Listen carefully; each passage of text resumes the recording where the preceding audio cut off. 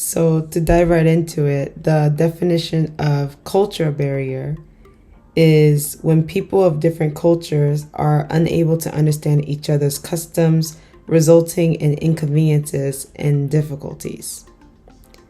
However, this definition actually kind of leads off to what I'm talking about, but just to break down what the definition is,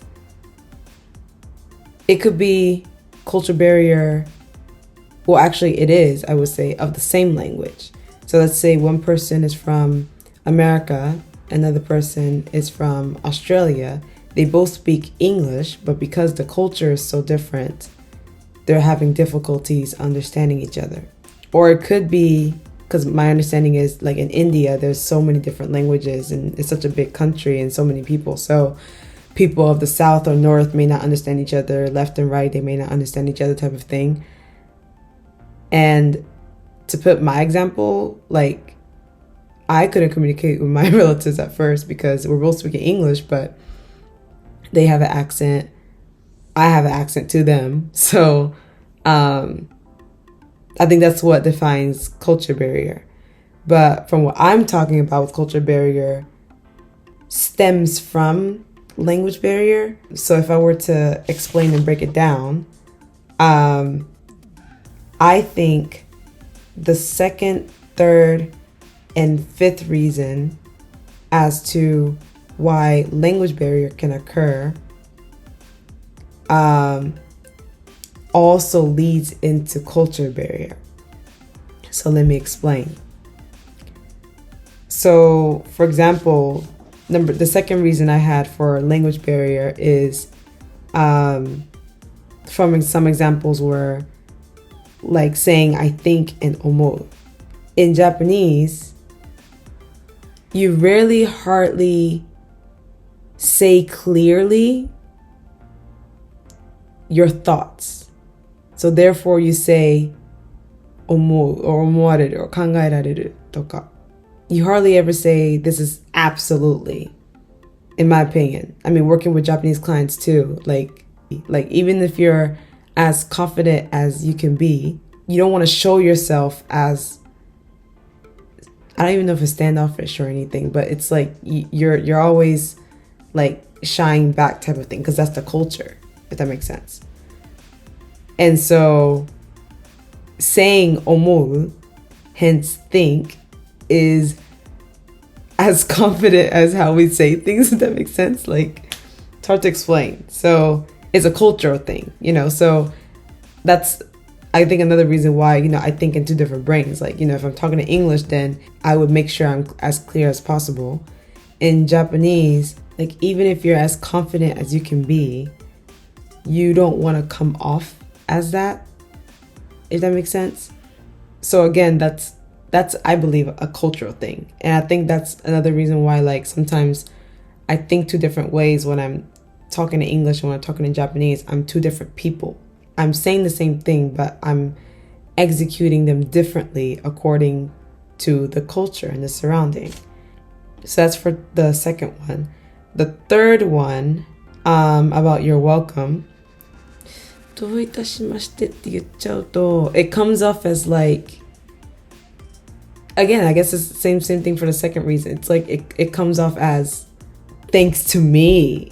Now you're like, you know what I mean? Like it points towards me if I say you're welcome in Japanese, versus in English it's so common that you don't not say it type of thing. I don't know.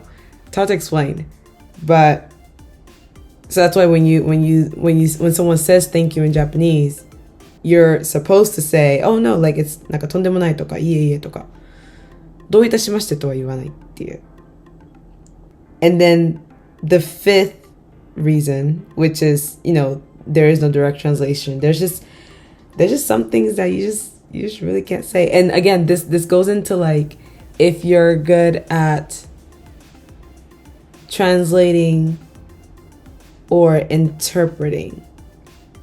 And for me, I'm better at interpretation. So, translation is when you're literally translating each word into the other language, versus interpretation is when you're describing the feeling. Yes, you're using the same words as much as you can, but you're more emphasizing on what it's trying to convey. And based on what it's trying to convey, you're altering like the word choices that you use so that the feeling is conveyed in the other language type of thing. So personally, I'm better at interpretation because I can't always find the exact word to describe what it's saying. So for those who are translators and people who get paid to do that, probably have no issue with, translating. But interpretation, you can't always find the direct translation, so it can be hard. With that said, I want to get into the next thing I want to talk about, which it may be a very, very deep conversation, but it's just something interesting to bring up. So I would love to have everyone's opinion on it. 今から何週間か前に友達のビーチパーティーに行ってきて、鎌倉の由比ヶ浜ビーチに行ってきたんですけど、その時にその友達がなんか日本のカップルにおいてなんか性の話をもっと普及したいみたいな感じでいろんな質問とかを企画してきた人なんですけど、そのイベントに行ってきて、でいろんな話をした中で自分の頭の中で全部日本語だったんですけど、頭の中でその英語で考えてる自分と日本語で考えてる自分がちょっと対立しちゃって、愛とは何かみたいな話になっちゃったんですよ。それでふと思ったのが、英語で言う愛と日本語で言う愛は若干違うんじゃないかなっていう思いでみんなに聞いてみたんですよ。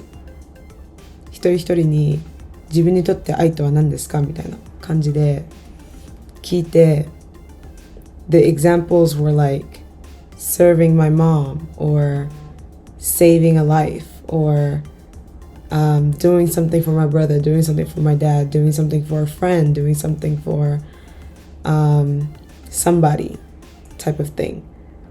And this was so interesting to me because if you look up what is love, then it'll say love is an emotion, love is a feeling. And from what I remember living in the States and just, watching YouTube from, Americans talking about, what is love to them and what do they love, they'll say, I love my family, I love my mom, I love my boyfriend, I love my girlfriend, I love my dog, my baby, it's like I love things, I love something, someone. So it's leaning more towards a noun versus the word I love you in Japanese, which is aishiteru. Just from the way that it's phrased, it's completely a verb. So other words that end with shiteru is like 料理してる、散歩してる、表してる、勉強してる, like I'm doing something, right? And so that to me correlated with the responses I got from this beach party where when I asked them what is love to you, it's like doing something for that person you love. And don't get me wrong, both are beautiful, whether if it's that you love your family or you love doing something for your family. But it's the exact same, it's exact like direct translation, I love you versus aishiteru. But just from the way that it's phrased, I feel like it's conditioned to change how you feel about love or whatever that specific word is, if that makes sense. And then also to go a step further, I love you, the fact that there's an I in it, and I'm sure like grammatically it has to be in there in English, right? But to know the real definition of love has nothing to do with I. But, so I feel like the fact that I is in there, it's kind of a distraction because when the fact that the I is in there, it's me focused. I love you. That's the emphasis. It's like, it's not I love you. It's I love you type of thing. So in Japanese, it would just be aishiteru without saying I. And like, I could very much so be going way too deep into this, but I feel like the actual meaning of love is more correct in Japanese than it is in English, because love is not about self. Love is selfless. And I'm not saying English is wrong. I'm just saying in English, the fact that the I is in there, I feel like is wrong. But of course, grammatically, it has to be in there, or else grammatically it doesn't make sense. But, just the way that Japanese is phrased, aishiteru, like, I love you, without the I, and it's about you, and it's about action. Like, that's what it's about, type of thing. So let me know what you guys think about that, because again, just the way that it's phrased, I love blank makes it seem and feel like you love something.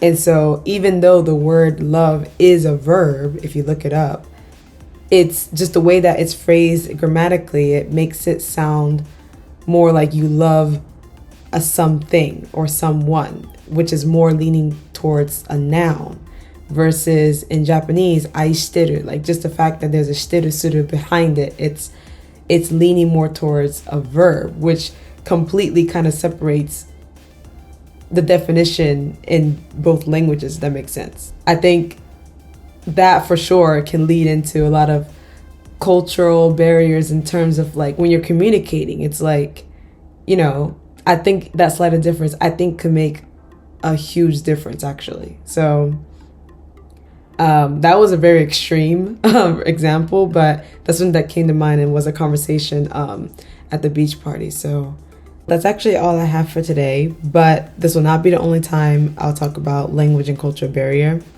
This is just one out of many contents I plan on making regarding this topic.